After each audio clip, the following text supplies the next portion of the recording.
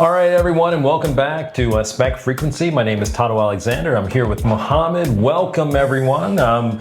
You might have saw our last video on clowns. I don't know why we went there with clowns, but everybody liked it. Did they like it? Yeah, they liked it. I did have a lot of fun. I learned a lot about clowns. I mean, art is pretty cool. He's an icon. He is total icon. I mean, and just. Tears of a clown hiding that face. You don't know what's behind that face. But today, actually, we're here to talk about why are billionaires building bunkers, right? So recently, congratulations, through hard work and lots of debt, finally I was able to get a house. And while I was, thank you very much. And, I decided to move out to a country place with way too much land because not only was it cheaper, but you kind of have nature, you have some privacy. And I was sitting there, cutting the lawn, and I was thinking about, I wish I had someone to cut this lawn for me. And at this time, I kind of made the rule to myself, at least for the first year, that I was going to do it myself. But I tell you, it's really hard. Now, the reason that this connects to Millionaire Bunkers is because I was sitting there thinking about it. I was like, let me think about Mark Zuckerberg. Do you think he has to worry about cutting his lawn? I don't think so. What, someone cuts it for him? I don't think it's someone. I think he probably has an entire company to do it for him. Like literally coming in, taking care of all the shrubs, all the multitude of places that he owns. You think he does it? You think other billionaires do it themselves? Well, I think that it builds character to cut your own grass and trim your own shrubs and get bit by mosquitoes that really kind of go crazy on you. Well, maybe he did it at one point, but now he just has too much, monies.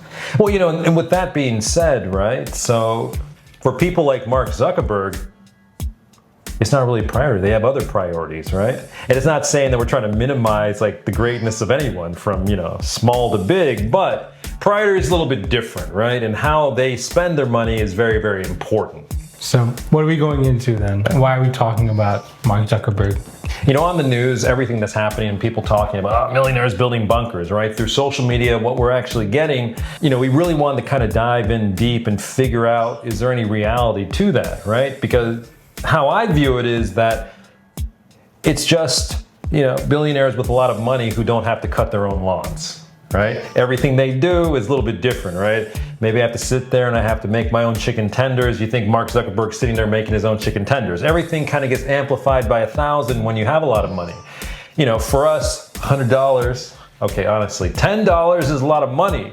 But for Mark Zuckerberg, probably $10 is the equivalent of 100,000 or 10,000, right? Now, I'm not saying that he's not someone or him and his family or the other billionaires that we're going to talk about don't manage their money well. But in reality, for what is $10 to us could be $100 to them. Oh, it's not a big deal, right? There is the Survival Condo Project, a 15-story luxury apartment complex built in a Kansas former nuclear missile silo. And for $3 million, you could have had a full-floor private apartment. So, we'll give you a couple examples of what we've been seeing on the news, and it kind of starts off with Mark Zuckerberg, Mr. Z, right? So we'll give you an example number one. So Wired did an article we found while researching and back in 2023 where Mark Zuckerberg had purchased land in Hawaii, all right? And, we don't necessarily have to go into the size of it, but, just the reality really, right? How big is your house? Less than an acre. Okay, well, times that by 1,000, because this particular property, I believe, according to our information from Wired, is 1,400 acres. Now, I can't even put that in. Is that big as a super Walmart? I don't know how big it is, but I would love to live there. I mean, what are you going to do with all that space anyway? But the fact of the matter is, the whole entire project total actually, I think, went above $300 million for the ranch, quote unquote, Doomsday Bunker, right? And that actually has to do with permits, construction, even land purchases, right? Correct wording is underground shelter, period, not Doomsday Bunker. But again, naturally, when we think about it, billionaire builds a bunker, we're gonna assume that, okay, or not builds a bunker per se, but builds an underground shelter. We're all assuming that they're preparing for the end of the world, right? Because what do they know that we don't know? That's what I gotta know. I mean, you know a lot of stuff that I don't know. Probably, yeah. Yeah, so I mean, the reality is that in any sort of system itself, people with more information may actually have more information. If you ever worked in a corporate office, which I think a lot of you do, though, the higher ups know when you're going to get fired before you do, until you get that piece of paper and it's like, c'est la vie, bye-bye. So moving on. Example number 2, you probably have seen this as well, and this was actually documented. So Indian Creek, Florida, the Billionaire Bunker, that is not a bunker. So it's documented that Indian Creek is a highly secure private island community near Miami associated with wealthy residents, news and real estate okay. Wait. Then why does it say bunkers? I mean, that was what the article said, right? It's a billionaire bunker, but basically all it is a gated community that happens to be for the ultra rich, right? Now, again, if you think about that, right? Like just think about, okay, so my mother's friend recently moved into a gated community somewhere around here, right? I mean, you can't enter that unless you have your badge, right? It has a gate, it has a guard 24 hours a day, right? Again, multiply that by 1,000 for a billionaire, and you probably have private security, you have ultra surveillance, their networks are very, very secure. I mean, just multiply it by 1,000. But so, of course, social media and news is calling it the Billionaire Bunker, right? The headline says bunker, but the property description actually clearly states that it's a gated island community with rich neighbors, right? Then why would they call it a bunker? Well, the article is calling it a bunker because it's natural to call it a bunker because they have facilities that are probably escape rooms. They have underground places as well. They have full security. They have places that they can go. Again, if you think about the concept of being ultra rich, right? Like you don't usually roll by yourself. Now, you don't, like you mentioned earlier on, they have drivers, right? Why would they even have a driver, right? Well, they're buying back their time, essentially. I mean, well, okay, so like they're basically like, so by not driving themselves, they can focus on other important things that help pollute and push forward the human race as whole. Pretty much. I mean, because when you start bundling these things up together, like mowing your lawn, cleaning your house, driving, cooking, when you bundle these things up, I mean, they're saving a bunch of time by just hiring other people to do it. Time is a thief, actually, as my grandpappy would say, and I get it. Time is very, very important. And so, yeah, maybe they're saving time, but at the same time, if you have that much money, yes, perhaps you can focus on other various things, but then also you don't want to have to think about certain things, though. I mean, it's definitely something to think about. Now we have Peter Thiel. We'll talk about that in another video, but tell me why he's on this list today. Okay, so importantly, so Peter Thiel, you probably heard about him in headlines, okay? Like, make your own opinions on the gentleman. But so the New Yorker reported that Peter Thiel, he got New Zealand citizenship, right?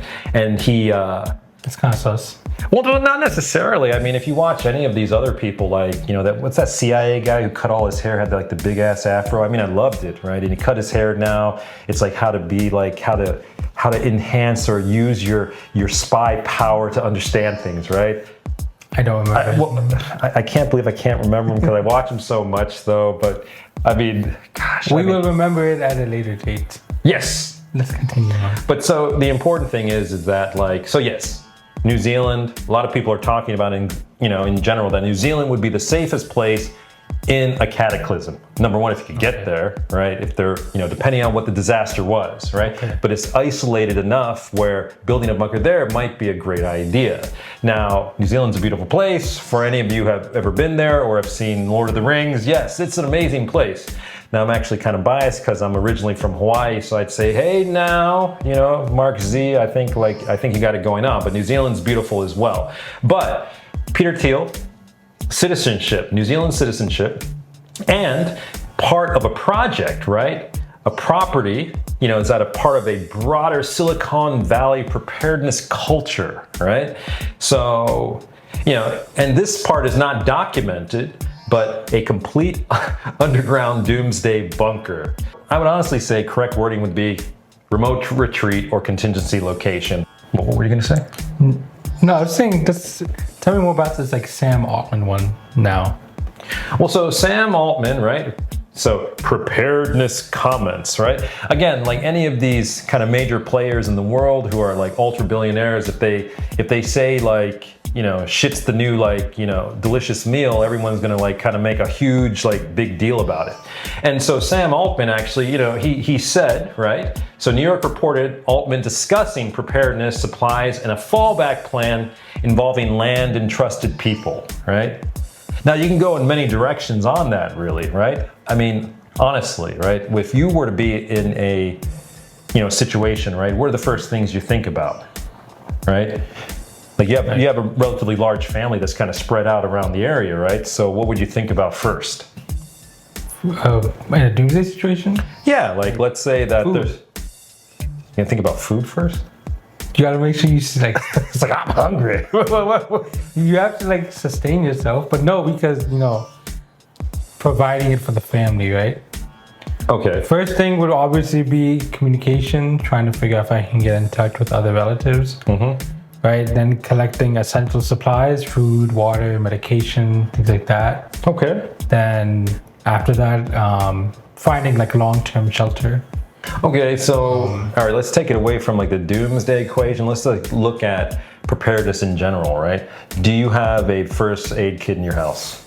We do, yes. Yeah, right. So the average person would have a first aid kit, right? Yeah. Sam Altman would probably have like a full like medical staff, including Mark Zuckerberg, including like a chilled like lab that keeps all their antibiotics for the various type of infections that you can get, right? But the fact that Sam Altman just talks about, you know, preparedness supplies and a fallback plan, everybody has that really, right? So even in your house, you'll have your first aid kit, right? Who do you call if there's an issue, right? Who's emergency contacts? We do have those, right? But of course, since Sam Altman said it, everyone's like, holy shit, something's coming.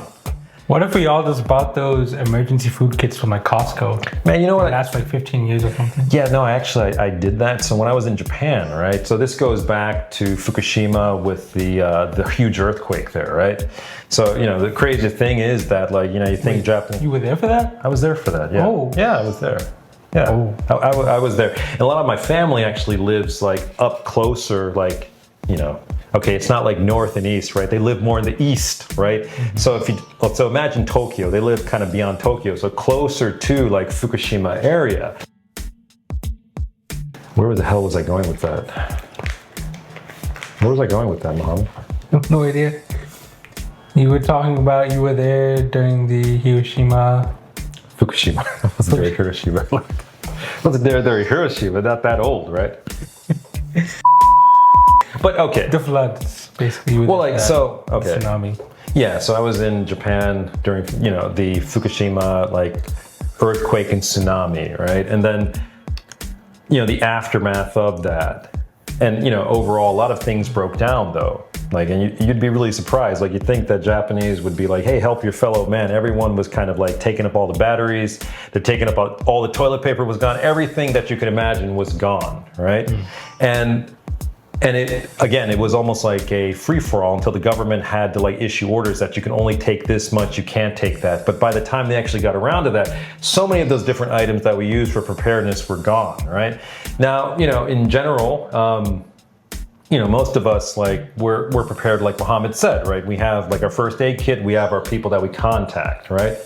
So going back to Sam Altman, right? So yeah, he mentioned it being, you know, preparedness, supplies, and a fallback plan, right? If you've ever seen if you've ever played The Forest, right? Luxury bunkers don't actually work, and what ends up happening is everyone ends up mutating, and like there's weird chunks of like square meat on the table that doesn't really give you much health when you're trying to survive in the Sons of Forest, especially if you're starting at a very low level in the game.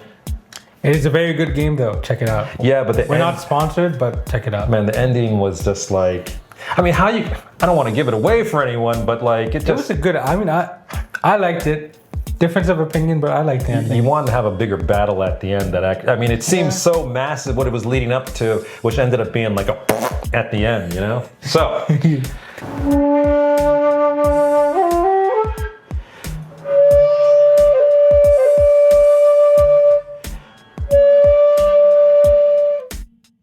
Yes. But I think the important question is that we need to answer why do so many of these billionaires have bunkers or are either talking about doomsday scenarios? Because they got nothing else to do.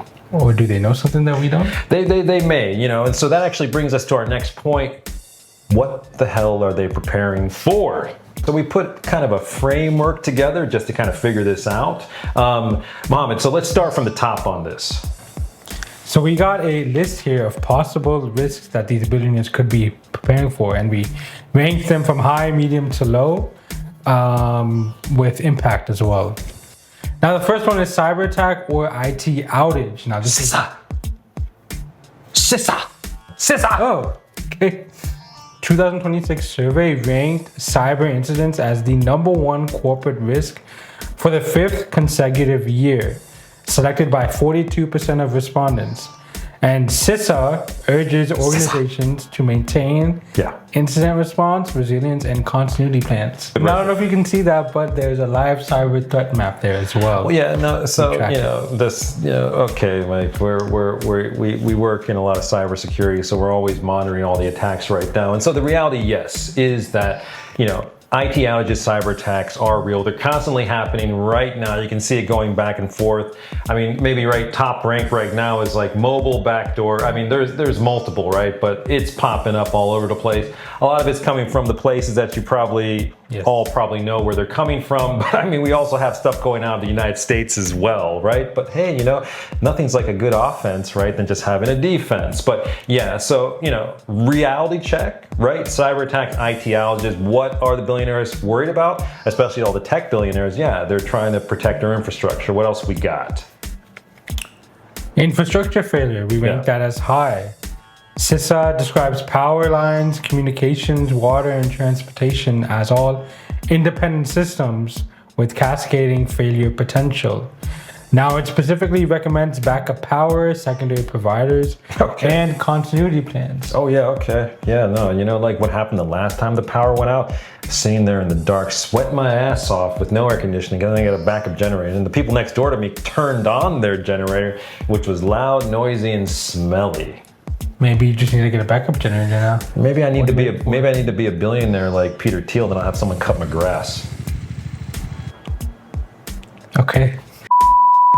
All right, so moving on. So what else do we have here? All right, so we have climate and natural disaster, and we rank that high by location because even our own federal government on ready.gov advises households to plan for potentially total power loss, emergency communications being down, food, water, and even charging.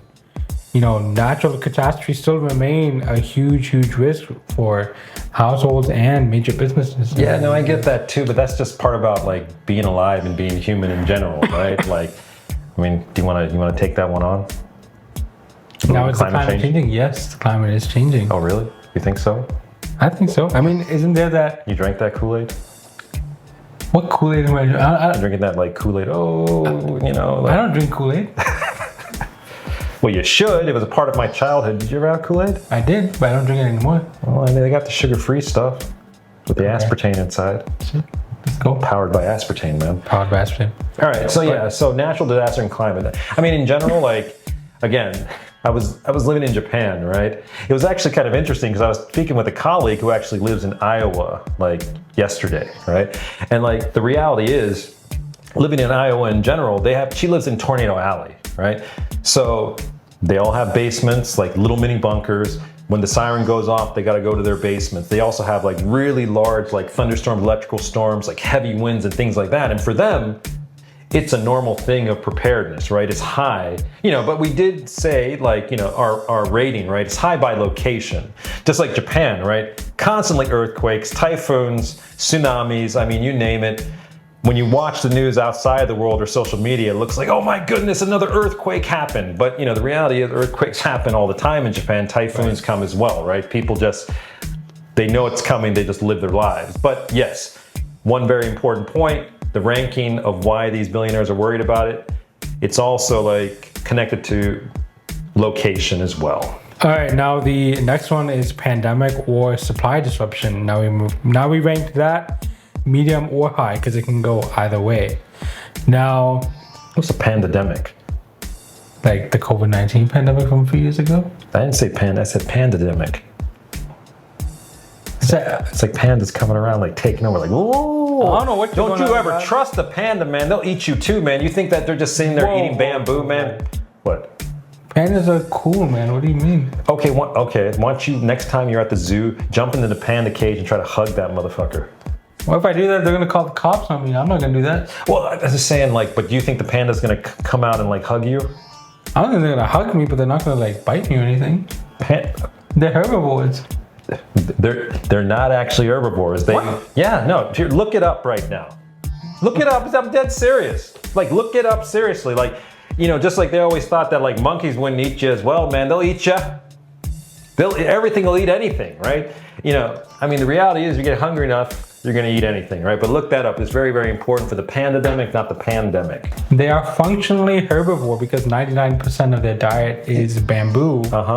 However, biologically, they are classified as carnivores. Very good, right? So if a panda basically in a pandemic gets hungry enough, he might eat you, or she might eat you. I'm sorry, like he or she pandas, they might all eat you.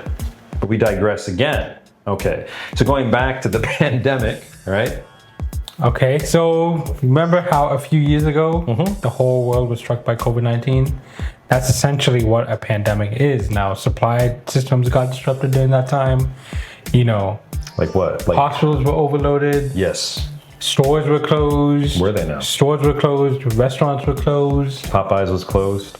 Popeyes was closed. I don't know what your obsession is with. Well, no, just, you know, Jeff was talking about Popeyes the other day, and he was just, he said like, hallelujah, I was able to actually go up and get fried chicken during the pandemic. And I was like, what does that got to do with what? If you want that sodium kick, sure, go grab Popeyes. But a little sodium, always. I remember like even like for restaurants or grocery shopping, you only had like one designated person who had to go out, grab what y'all needed, and then come home. What, the scavenger? Scavenger? You had like a designated scavenger. Yeah, So, okay. But it lasted for so long, and honestly, I don't even think we've ever like fully even been able to get out of it. Really? There's still like remnants of the COVID-19. You know, like social distancing lasted for a long time. You know, in this country, like cleaning became like a whole thing. So, you know, cleaning has gotten better, especially in like the airline industry, from what I've heard. Yeah, you really don't hear a lot about like any of that, really. Like basically on any of the YouTube feeds or anything that I look at, I only see like, you know, Tai Chi, chair yoga, Blue Chew Gold, and like something else that pops up, or like something about like Donald Trump and Epstein always. But yes, you know, there are still remnants of that. But essentially, this would be if there would ever be like a major pandemic or supply disruption, which that's also been happening recently. I mean, a bunker is essentially just supposed to be self-sustaining. No, I get That's that. why. No, I definitely understand that as well. And this, you know, let's go to the next couple of. Okay. So what do we have next in the list? Next one is civil unrest or political violence, which we ranked that as medium. Which honestly, where the world is headed right now, could become a very real threat, especially in this country. Really? How divided we are, yeah? Well, what? You really? The country is so divided. I mean, I think that's what social media and everything is telling us. But when I go out there every day, you know, talking to people, you know, all the different kinds of people, I see people still. I see great people. I see people communicating, talking. I mean, you know, whatever media is showing us on TV, this, you know, Trump's doing this and the other side's doing that and everyone's doing that. I mean, it's just a lot of like malarkey propaganda, because at the end of the day, you know, like even if you think about China, right? Xi Jinping, right? Yeah, probably Xi Jinping probably sucks, right? But probably the people in China are pretty cool, right? So the people are still cool, but the leadership and like what media is trying to portray a separation. I mean, I meet the greatest people every single day when I'm out there, right? Let's get into the data then that you can't argue with. Okay. That the 2026 WEF report places geopolitical and geoeconomic risks at the top of the near-term global outlook. And it does not predict collapse, but it reflects elevated concern among all of the experts. Yeah, no, it makes sense too. But if we kind of roll that back to like even the Civil War, right? You know, with Abraham Lincoln, I mean, there was a lot of geopolitical issues happening as well, including places like England considering joining the Confederacy. I mean, like, it's all cyclical, really. Okay. Now let's get into the next one then. Nuclear conflict. We rank this as low probability with extreme impact. Now the AP, which is the annual, what is the AP? I don't know what the AP is. The AP. The AS probe reported. I don't know. So the AP reported rising shelter sales amid a nuclear anxiety, while experts warned that private bunkers can create false confidence and that survival depends heavily on distance, design, duration, and scale of the event. Now, if you remember during the Cold War, the US government did create multiple bunkers in this country. Oh yeah. But yeah, nuclear conflict, are these billionaires worried about that? But, billionaires not going to necessarily buy a Corolla, right? Just like a bunker, they're going to have the best, right? That, can withstand anything from a cyber attack, infrastructure failure, climate change, pandemic, civil unrest, to even nuclear conflict, at least for a time, right? Now let's talk about the last one, AI-related disruption. Now I know AI is one of your favorite things in the world, but we rank this as medium indirect / low bunker specific. Now Allianz ranked AI the number 2 corporate concern in 2026 at 32%, primarily for its operational, legal, cyber, and reputational risks. Now, what if AI goes against humans? Yes, sonatori, mochiron. AI goes against humans, right? Yeah, no, okay. All right, man, just because I respond to emails with my co-pilot doesn't mean I'm an AI, I use AI for everything. Though I use AI for a lot of things because, again, understanding what we're dealing with and going with it, right, as opposed to fighting it is the best way to get success, right? Now, of course, with guardrails. Now, so what you're referring to, right? So, cyber attacks, fraud, labor disruption, misinformation, things like that. Yes, it's very real. That comes with any sort of new technology that you get, right? From, where we stand and what we do every day, yes, AI, and it has been improving, right? Because just like during the pandemic, when everyone had to go out of the office and go home, we didn't have a lot of those infrastructures and things in place to prevent various cyber attacks, right? We're still recovering from that time, right? With AI also, literally, I would think even 4 years ago, we were not using it the same way. It's moved so quickly. But again, the framework, people didn't have the knowledge or the education on how to use it properly. They didn't have the guardrails, right? So yes, those numbers do make sense, right? People were putting, private information in these things. They didn't know what to do with it, right? Just like when people were during the pandemic and doing remote, they didn't know how to connect privately or how to create a VPN tunnel. IT had to scramble, right? So, AI in general, yes, guardrails, there's a lot of things coming out for it. But people are getting smarter. People are getting education on that. Now, do I think that, the billionaires are worried about this AI takeover? I think they want it, honestly, if they could.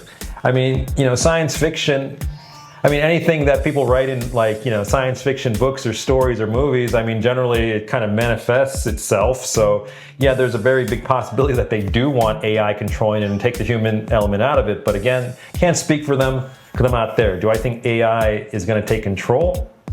It can't take control. We need to keep the human element in there, and it answers to the humans. And that's, talking about 20 years from now to even what you do nowadays with AI, right? So do I support AI? Yes. Do I think people should learn as much as they can and learn how to use it and be the controller of that? I do. Do I think that AI is going to take over the world and these billionaires are worried about it? They hope it will. And they're prepared for it though, because maybe they have that particular command code that shuts it down that doesn't affect them, but they use it against other people. Okay, I'm going off on a tangent, but I think it's fine. I don't think they're really worried about that. At the end of the day, a bunker or luxury private gated community is basically a safety net, right? And I think that it's natural for human beings to want to have that safety net, right? So if we look at these billionaires, alternate locations, I'm not, there's this kind of this thing on, the internet saying Taylor Swift has like a bunker, right? I mean, Taylor Swift doesn't have a bunker from what my research has shown me, but again, being such like, you know, like a popular, amazing person, I mean, people are always going to be trying something, right? So I'd probably say that if you go to any of Taylor Swift's houses, they're built like bunkers, right? You know, and if someone says, oh, she has, you know, like reinforced doors, security, like an advanced surveillance system, air filtration, suddenly Taylor Swift is like, she has a bunker, right? It's not necessarily the reality of it. Her right? house is a bunker. Her house is a bunker, right? But she needs that type of thing, you know? She does, yeah. You know? So like what I'd like to get into is like the psychology of extreme preparation, right? And you know, these are research backed concepts, right? So let's talk about a little bit of loss aversion, right? I mean, because people usually care more about what they're losing than what they're actually like gaining. You know, what am I going to lose? The most interesting part that I like to talk about is the psychology of extreme preparation, you know, and we talk about loss aversion. So in a nutshell, humans are more worried about losing what they have than what necessarily they're gaining. They're not necessarily worried about, and especially if we're talking about billionaires, I mean, they already have everything that they want. They want to protect not only what they have, but the people around them, right?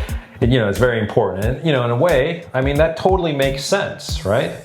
Instead of acquiring another like luxury asset, it's more important to kind of continue the way of life they have, protect the people around them. It's kind of interesting because I used to be really heavily in the Doomsday prepper, and there was this one prepper who was an ex-CIA who built this bunker somewhere in Texas, right? Luxury bunker. And I mean, this place was amazing, right? So, you know, it could even survive like nuclear fallout.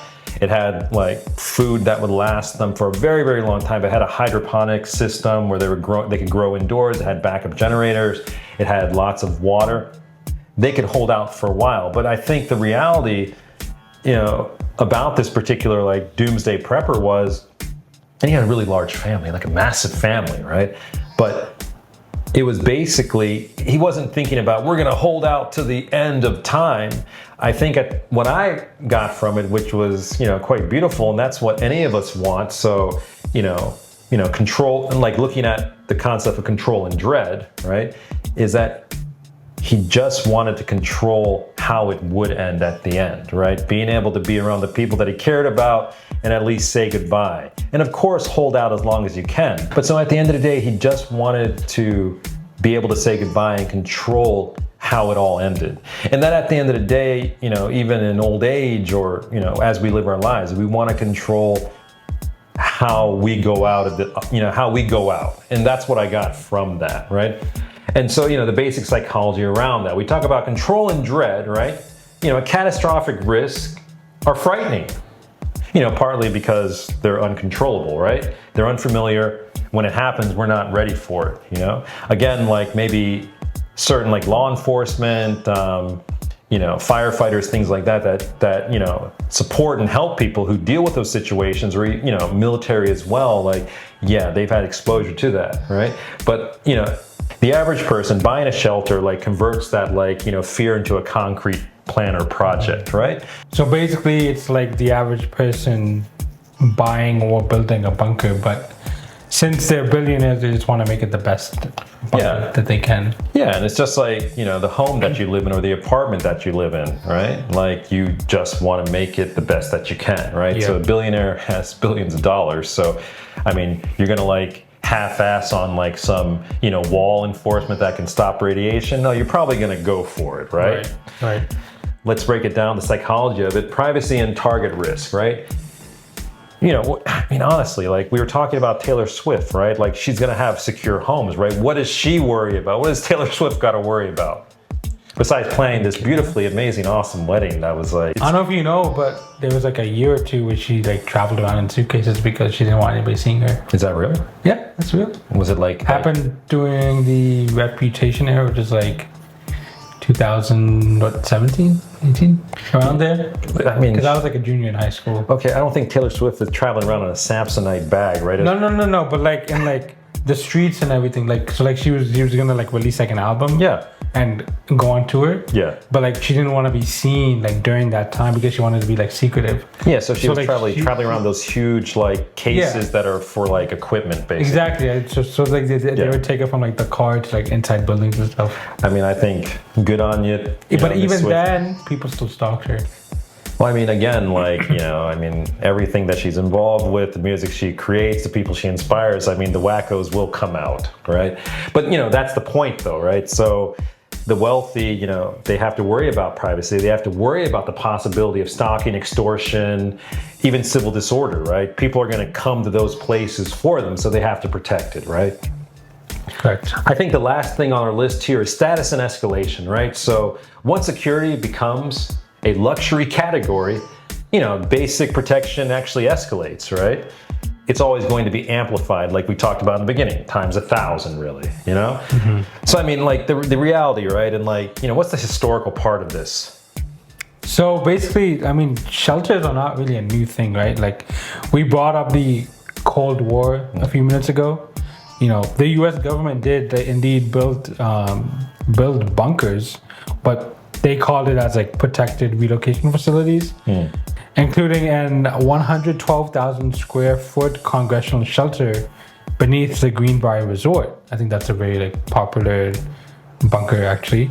But pretty much the historical lesson is that the leaders knew that a nuclear attack was imminent. It's just that institutions routinely prepare for these catastrophic scenarios because the consequence of having no continuity plan are just unacceptable to them. Yeah, no, it's all about like preparing for the worst case scenario, right? It's just like, let's prepare for the half-ass scenario that could occur, right? No, it doesn't really happen like that, right?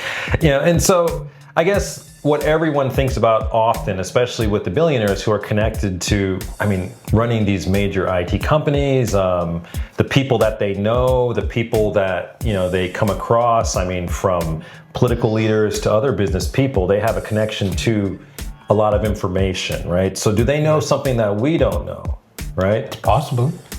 They know a lot of people. Well, yeah, and I think we discussed this earlier on, like even in like a corporate office, right? Executives will definitely know that you're going to be cut, or you're going to be fired before you know it, right? Right. But I guess with, for example, like, Mark Zuckerberg, Peter Thiel, right? So they do have connections and information to things that we don't know. They also have, they talk with world leaders, right? So now, do we think that they know that a huge space rock is going to come impact the Earth to end it like the dinosaurs? They might know. They probably know that before we did, right? Of course, right? With all of like their computer systems and all the ex-CIA, ex-intelligent peoples that they can actually have working in their organization to advise them, right? Because these are experts. Those billionaires can surround themselves with consultants and experts that can advise them, who have been in these situations, who have all the data, and who also have connections within the government or other places to get, the critical, quick, important information. So yeah, so they definitely know something that we don't know, but it may not necessarily be a huge space like, like extinction level rock coming, but they may have information on climate change and what's coming from that as well. So again, they're trying to build a framework and a system for worst case scenario, right? Right. Okay, so maybe the media has a hand to play in all this. Maybe it's just how the media is framing everything, For example, Billionaire Bunker may just refer to Indian Creek, which, as we discussed, is just a wealthy island neighborhood, and it's not really an underground structure, although it's branded as such in the media. It might be a bunker compared to what we know, right? But yeah, maybe it's not really a bunker per se. Maybe Peter Thiel's New Zealand property and citizenship are documented, A completed mega bunker requires a separate evidence, though. Yeah, I get it, but if I was Peter Thiel, yeah, I'd probably have a bunker. Okay, how about Sam Altman's preparedness comments? Those are documented, but him having a bunker is not documented. There's no reliable source for it. No, I get that too, but that's also just practical, right? So everyone should be prepared, right? But when an individual like that says it, everyone the media jumps on and says, oh, Okay. That extinction level rock is coming to hit the Earth at the same time with a nuclear missile, with climate change that's going to send yeah. Okay. How about this one that we discussed too? We brought up. I mean, Okay. a bunker company just saying that billionaires are clients of theirs, or it's an example that billionaires are indeed clients of theirs, but it doesn't really directly confirm independent information of those clients. Yeah, no, that makes total sense too, right? But again, if there's a market for anything, right, someone's gonna get it, right? Everyone, yeah. I would probably say that's the final frontier, right? Maybe Elon Musk wants to do things in space. I get it, be in space, right?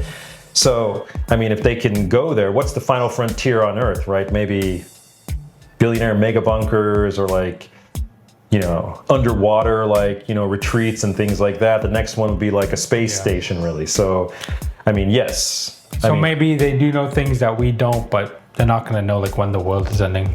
Yeah, but also at the same time, if there's a business, or something that rich people can buy, they're going to buy it, right? Because they have all those other things. So it actually kind of appeals to the basic human nature, which is stopping loss, right? Protecting what you have, right? So, but then also out of necessity, because we talked about, for example, Taylor Swift, out of necessity, you have to protect yourself, especially when you have that much money and you're so well known, right? Right.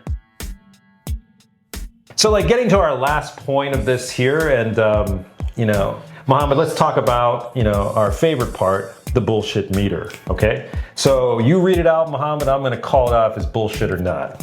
Okay, every billionaire has a bunker. Complete and utter bullshit, right? Why? There's no reliable information, yes. Some do, but again, the average Joe who makes a reasonable salary every year is not going to be able to have a bunker. So most of the people that would probably have bunkers are relatively wealthy, or people with connections to having bunkers. So it's bullshit. Okay. Yes. Some ultra wealthy people are investing in shelters and hardened retreats. Yeah, no, that's well documented, though the media kind of frames it as bunkers, but yeah, being in a gated community that has protection and security and has additional resources in case there's a natural disaster doesn't equal actually a bunker, right? So, but it's well supported. Okay. They know World War III is coming.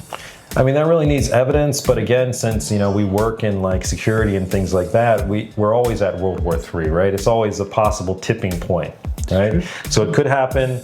It needs more evidence, but again, I'm not privy necessarily to those briefings necessarily. I can only see what I've seen. Okay. I can only see what I can see on TV, or what my instincts are telling me. Okay. So it needs evidence. Okay. How about cyber and infrastructure disruption are legitimate continuity risks? Oh yeah, no, it's fucked. It's real. It's Okay. it's honestly well supported. It just happens all the time. There's always, cyber attacks, infrastructure risks. And there's so much infrastructure that needs to be overhauled, really. And there's kind of a legitimate pushback against that, because people don't change, though. But yes, that's real. All right, last one. A luxury bunker guarantees survival. No, not necessarily. I think that's bullshit. That's definitely bullshit. And again, it's not about holding out until the sky clears again, and then you can walk out into the sunlight, and it's yeah, we're free. Let's restart the human race. I think a lot of it comes down to just being able to control how you end, right? The people around you, trying to hold out as much as you can to say goodbye. But we can dive down the rabbit hole too, right? Okay, you have your own private thing that produces its own air, it produces its own food. You have your private security that eventually turns on you because they want to run that, because all other governments collapsed, right? What, you're gonna have a chip in their neck too that you can control them to turn them off if they try to turn on you? At the end of the day, I think it's just trying to live out, having a peaceful end, right? You don't want to be traveling around you ever seen that movie The Road? Nope. Oh man, Viggo Mortensen, just basically about a guy and his son who are trying to survive, right?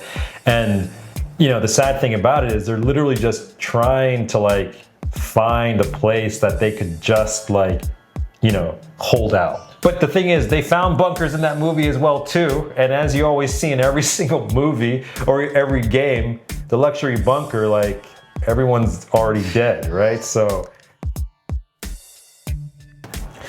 my final takeaway, right? So preparedness is not paranoia by default. Yeah. Just because you want to be prepared doesn't mean you have paranoia. Yeah, no, not at all, right? It's not like, oh, now, man, there's definitely some paranoid people out there, right? And like, I've been called paranoid many times. Yeah, I mean, kind of like how the first aid kit example, like, it doesn't necessarily mean that everybody is paranoid, but most people do have a first aid kit just in case anything happens. Yeah, so it's not about paranoia, it's just about preparedness, right? And yeah, and we talked about this a few times, right? You know, being a billionaire or being anyone, right? Mm-hmm. Do billionaires have bunkers? Yes. Do middle-class people, some people have bunkers? Yes. The reason they're doing it not necessarily means that it's the end of the world or they have more information than we do, right? But, you know, they're preparing. And again, it's like times by 1,000. And if a billionaire builds a bunker, automatically it's like, oh, something's coming, right? That's not necessarily the case. They're just trying to protect and prepare for what they have. Right. And that's one, you know, that's the important concept to remember. All right, folks, thank you very much for watching Spec Frequency. Again, my name is Tato Alexander, and this is Mohammed.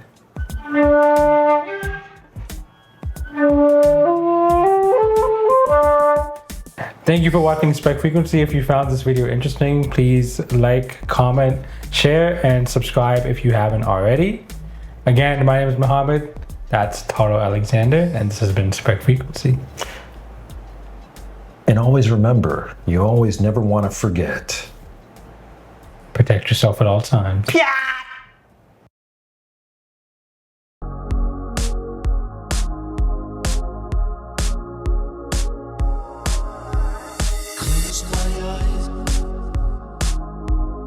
Close my